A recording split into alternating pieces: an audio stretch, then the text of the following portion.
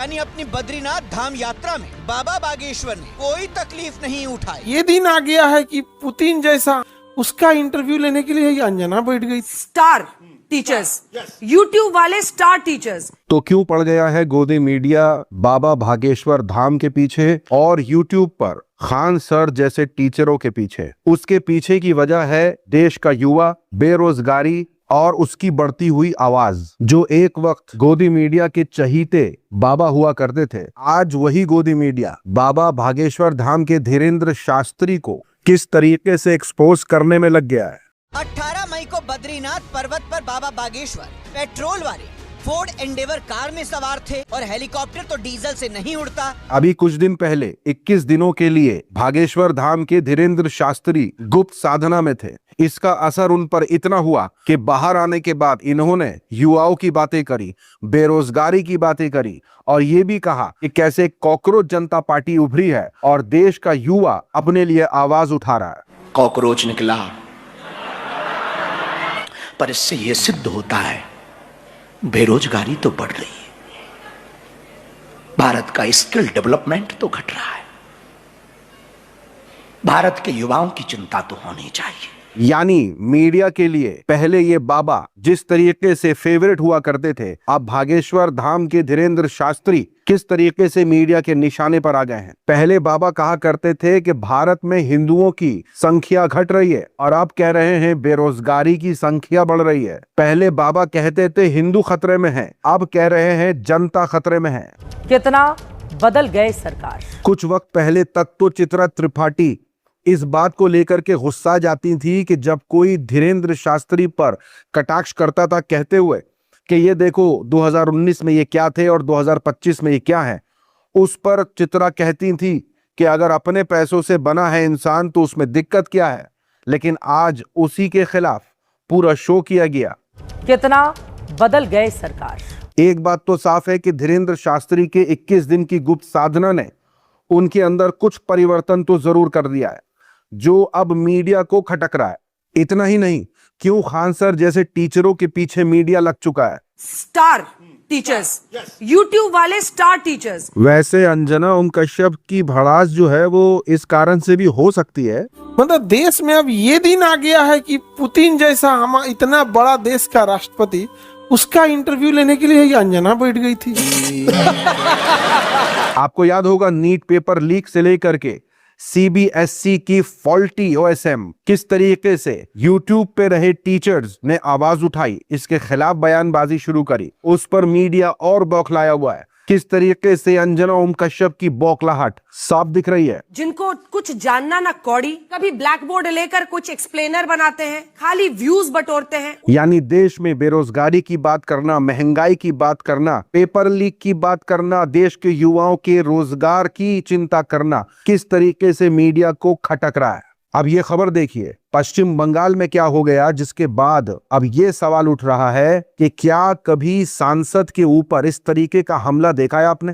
खबर आ रही है पश्चिम बंगाल के टीएमसी सांसद अभिषेक बैनर्जी के ऊपर हुए हमले के हवाले से। अभिषेक बैनर्जी सोनारपुर पहुंचे हुए थे। नतीजों के बाद जिस तरीके से टीएमसी के कार्यकर्ताओं पर हमले हुए, उनके परिजनों से, उनके परिवार यानी विक्टिम की फैमिली से मिलने पहुंचे हुए थे और इलाके से वापस आते हुए जिस तरीके से उनके ऊपर हमला हुआ है, हेलमेट पहनना पड़ा और बावजूद इसके उनको काफी चोटें लगी, इस हद तक कि उनको हॉस्पिटल तक एडमिट करना पड़ा।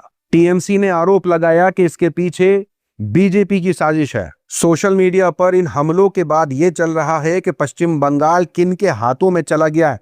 और जैसे कि आपको मालूम होगा कि नतीजों के बाद जैसे ही पता चला कि बीजेपी सरकार पश्चिम बंगाल में आ चुकी है, उसके बाद जो हिंसा, जो मामलात पश्चिम बंगाल से खबरें निकल के आई थी, वो अपने आप में चिंताजनक थी और अब सांसद पर हमला अपने आप में सवाल खड़े कर रहा है। अब देखिए ये खबर सुनिए। अमेरिका से एक बड़ा हैरान करने वाला मामला।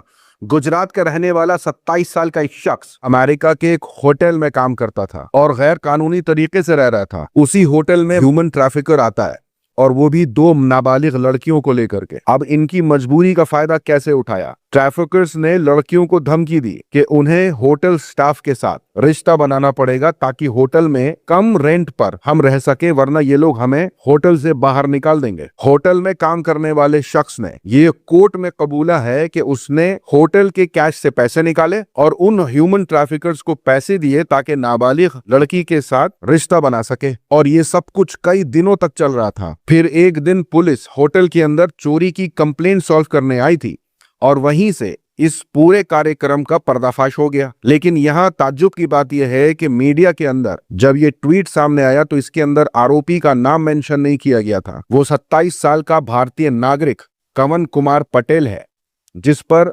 सिर्फ आरोपी नहीं, उसने ये सारी बातें कोर्ट में कबूली भी हैं और इस वजह से उसे 10 साल की सजा सुनाई गई है।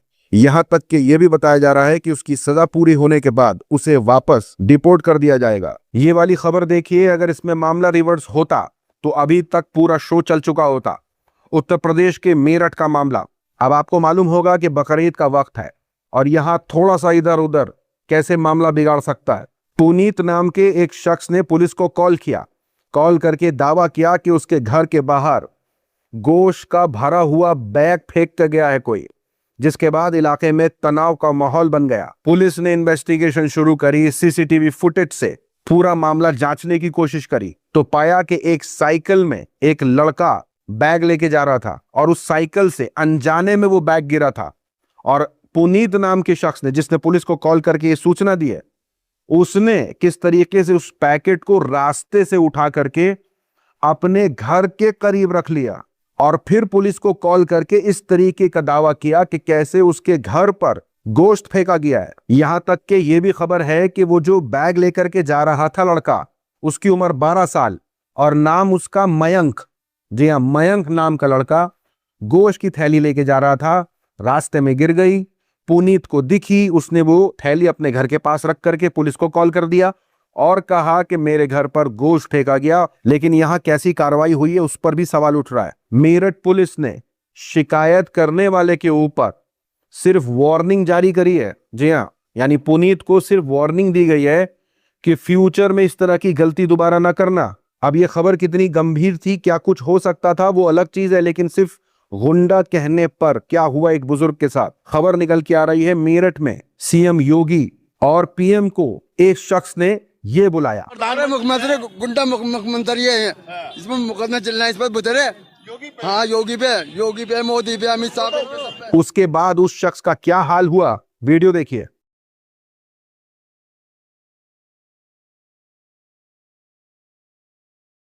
सोशल मीडिया पर चल रहा है कि भाई कहां गया फ्रीडम ऑफ स्पीच, और जो लफ्ज इस शख्स ने बुलाया था वो तो आम तौर पर इस्तेमाल होता ही है, लेकिन किस तरीके से इस बुजुर्ग शख्स के साथ सुलूक हुआ, कैसे कान पकड़वा करके माफी मंगवाई गई, अपने आप में वीडियो देख सकते हैं। एक तरफ इस मामले में सिर्फ वार्निंग देके छोड़ी गई, दूसरी तरफ यहां किस तरीके से उससे माफी मंगवाई गई ऑन कैमरा। अब ये खबर देखिए, हरभजन सिंह सिर्फ इस वजह से ट्रोल हो रहे हैं कि उन्होंने अपने पोस्ट का कमेंट सेक्शन ऑफ कर दिया। वजह रही कि उन्होंने एक पोस्ट किया जिसमें वो अमित शाह से मुलाकात करते हैं, जो बातें करते हैं उसके बारे में वो अपने ट्वीट में मेंशन करते हैं, लेकिन अपना कमेंट सेक्शन, जी हां, सिर्फ कुछ लोगों के लिए ऑन रखते हैं। अगर आप पूरा कमेंट देखने भी जाएंगे तो आपको नहीं दिखेगा किसने क्या कमेंट किया। अब सोशल मीडिया पर यह चल रहा है कि हरभजन सिंह इतना घबरा गए कि लोग उनको क्या खरी खोटी सुनाने लग जाएंगे, जिसकी वजह से डर के उन्होंने अपना कमेंट सेक्शन बंद कर दिया। जैसे कि आपको याद होगा कि राघव चड्ढा, हरभजन सिंह और आम आदमी पार्टी के कुछ नेता जैसे ही बीजेपी ज्वाइन करते हैं, उसके बाद से उन नेताओं के बारे में जो बातें चलने लगी हैं, चल यही रहा है कि हरभजन सिंह ने कमेंट इसलिए ऑफ कर दिया ताकि पब्लिक उनको खरी खोटी ना सुनाए। आज की वीडियो में इतना ही। अपनी राय सुझाव कमेंट में जरूर बताएं। मिलूंगा आप सभी से अगले वीडियो में, तब तक के लिए अपना ख्याल रखें।